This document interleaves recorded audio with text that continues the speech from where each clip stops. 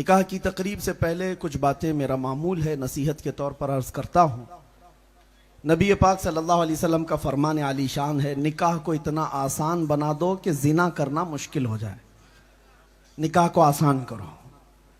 इस नौजवान बच्चे का निकाह 2 दिन पहले ही था, लेकिन हमारी आमद के इंतज़ार में उसको मौखर किया और सादगी में इसी मिंबर पर बैठ करके निकाह खानी कर ली या निकाह की तकरीब अदा कर रहा है।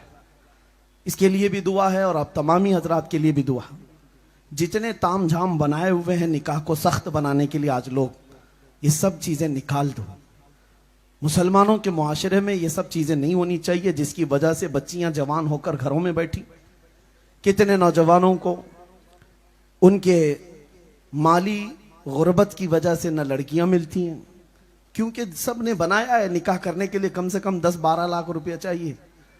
शादी महल बुक होना चाहिए, कार्ड छपने चाहिए, कम से कम 500,000 लोगों का खाना होना चाहिए, और सारी मुसीबतें दुल्हन के घर वालों पर डाली जाती हैं। ये एक ऐसी मुसीबत है, अगर ये कंटिन्यू जारी रहा तो बाद में फिर बाप बेटी के पैदा होने पर मुंह बिगाड़ लेगा। खर्चा करने वाली आ गई। मेरे अजीजों, इस मुसीबत से तो इस्लाम ने नजात दिया है। अरब इसीलिए तो अपनी बेटियों को बहुत जल्दी ही गर्दन मरोड़ करके दफन कर देते थे जब बेटी पैदा होती। क्या वो जहालत का रिवाज हम फिर से लाना चाहते हैं? हरगिज नहीं। अल्लाह ने मर्दों को 2 हाथ दिए हैं, कमाओ और अपनी बीवी को खिलाओ। अपनी बीवी के बाप से भीख मांगने वाले नौजवान, मैं उनको दूल्हा नहीं कहता, वो इंटरनेशनल फकीर है। जहेज की भीख मांगने वाले, कार चाहिए, बाइक चाहिए, और अपनी दुल्हन के बाप से सब चाहिए। अरे शादी का जोड़ा भी उसी से चाहिए। नंगे आए थे क्या दुनिया में? यानी बीवी के बाप से हर चीज चाहिए, माल भी चाहिए, जोड़ा भी चाहिए, कार भी चाहिए, बाइक भी चाहिए। इतना सब अगर चाहिए तो मैं उसको मशवरा देता हूं, एक कटोरी ले ले, मस्जिद के बाहर बैठ जा। लोग एक एक सिक्का डालते जाएंगे, बहुत पैसा आ जाएगा। मेरे अजीजों, इसको भी भीख मांगना कहा जाता है। इस रिवाज को खत्म किया जाए। मैं उन नौजवानों को देखना चाहता हूं जो नौजवान ये अहद करके उठे कि मैं अपनी ख्वाहिश के लिए नहीं, मेरे मुस्तफ़ा की सुन्नत पर निकाह करूंगा, हुजूर की शरीयत पर मैं निकाह करूंगा। नौजवानों, तुम दिलेर हो, जवान हो, अल्लाह ने हाथ दिए, कमाओ। उस नाजुक औरत को घर लाए, अपने हाथों से उसको खिलाओ। मेरे आका ने फरमाया, अपनी औरत को एक लुकमा खिलाना भी एक सदक़े का सवाब है। दूसरी बात, निकाह करने से पहले हुजूर पाक ने फरमाया, हर मर्द निकाह के पहले 4 चीजें देखता है। या तो औरत की खूबसूरती देखकर उससे निकाह कर रहा होता है, या औरत का बड़ा घराना देख करके, बड़ी खानदान वाली है, ये निकाह कर रहा होता है। फिर हुजूर फरमाते हैं, या तो फिर उसका बहुत माल देख करके निकाह करता है, बहुत मालदार औरत है। चौथा ये कि या तो उसकी दीनदारी देखकर निकाह करता है। हुजूर फरमाते हैं, जो सिर्फ खूबसूरती देख करके निकाह किया, शादी के बाद अल्लाह उसको फितने में मुब्तला कर देगा। हुजूर फरमाते हैं, फितने में मुब्तला हो जाएगा। और सिर्फ औरत के बड़े पैसे होने वाली की वजह से निकाह किया, हुजूर फरमाते हैं शादी के बाद वो फकीर बन जाएगा, मोहताज हो जाएगा। और सिर्फ खानदान, बड़ा खानदान देख करके निकाह किया, कौम के अंदर वो जलील हो जाएगा।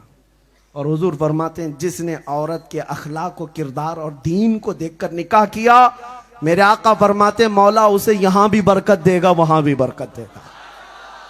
हाँ, सबसे पहली चीज अपनी दुल्हन में ये देखो कि वो खातून नबी पाक सल्लल्लाहु ताला अलैहि वसल्लम की शरीयत पर कितना चलती है, कुरान कितना पढ़ी हुई है, दीन कितना है। मैं अभी अभी अपने बयान में जो एक जिक्र किया, अभी आपके जहन को करीब करते हुए एक बात बताता हूं। एक नौजवान है, कुर्द का रहने वाला, इराक का नौजवान, जिसका नाम नजमुद्दीन, और वो शादी नहीं करना चाहता था, शादी ही नहीं करना चाहता है। बाप बार बार कहते थे उसको कोई लड़की नहीं पसंद आती। ऐसा नौजवान हो, ये नहीं है कि काली है, पीली है, ऊंची नाक है, छोटी नाक है, नहीं, उस नौजवान का मसला ही अलग था। एक दिन एक बुजुर्ग, उसके जो उस्ताद थे मस्जिद में, उससे समझाने के लिए बुलाए। कहा कि बेटा शादी कर ले, माँ बाप की ख्वाहिश है, माँ बाप की ख्वाहिश है। वो कहता है ठीक है, आपकी बात पर मैं शादी करने को तैयार हूं, लेकिन एक शर्त है, मुझे एक ऐसी लड़की चाहिए जो मुझे दुनिया से निकाल करके अल्लाह तक पहुंचाए। पहली शर्त यह है, मुझे दुनिया से निकाल करके अल्लाह तक पहुंचाए, और फिर जब वो मेरे बिस्तर में आए और उससे मेरे कोई औलाद पैदा हो तो ऐसा लड़का पैदा हो जो बैतुल मुकद्दस फतह करे। इसलिए मैं निकाह के लिए अभी तक इंतजार कर रहा हूं। उस बुजुर्ग ने कहा, अब मियां बड़ी शर्तें हैं तेरी, तो ये कहां से कौन लेके आएगा, कौन लड़की को देखेगा, जा तू तो ऐसी कुंवारा रह जाए, देखते हैं कौन लड़की आएगी। मेरे अजीजों, वो मस्जिद में बैठे ही थे, एक खातून पर्दे में आई, मगरिब की नमाज हो चुकी, उस बुजुर्ग इमाम के पास आई, कहा कि हुजूर मुझे एक मसला है। कहा क्या है? कहा घर वाले मेरी शादी कराना चाहते हैं और वो बड़े घराने में शादी कराना चाहते हैं, मेरा रिश्ता बहुत अच्छी जगह से आया है, मैं नहीं करना चाहती, आप अगर बोलेंगे तो मेरे घर वाले मान जाएंगे। उस बुजुर्ग ने कहा तुझे क्या फर्क पड़ता है, शादी की उम्र हो गई, शादी कर ले। खातून कहती है नहीं, मैं अपने घर वालों को बार बार कहती हूं नहीं करना है शादी, नहीं करना है। कहा क्यों नहीं करना चाहती? लड़की कहती है मैं चाहती हूं मुझे ऐसा शोहर मिले जो मुझे दुनिया से निकाल कर अल्लाह तक पहुंचाए, और मुझे ऐसा शोहर मिले कि जिसके साथ मैं जिंदगी गुजारूं, मेरा कोई बेटा हो तो बैतुल मुकद्दस फतह करे। उस बुजुर्ग की बाँछें खिल गई। ये नौजवान अभी मुझसे ये कह रहा है, लड़की आई अभी ये कह रही है। उसी मस्जिद में निकाह हो गया, निकाह हो गया, दोनों को रुखसत किया गया। यही वो जोड़ा है जिससे पैदा होने वाले का नाम सलाहुद्दीन अय्यूबी है।